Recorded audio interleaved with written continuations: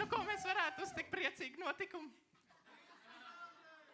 Tā, nu, varbūt ir grūti noticēt, bet biju reiz meitene ar 18 gadiem. Un par šiem gadiem man bija liels prieks.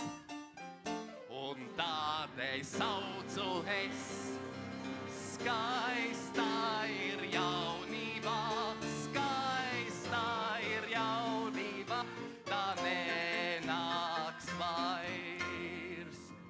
Novīta rozes, novīta neļķes, neesmu es vairs meitene.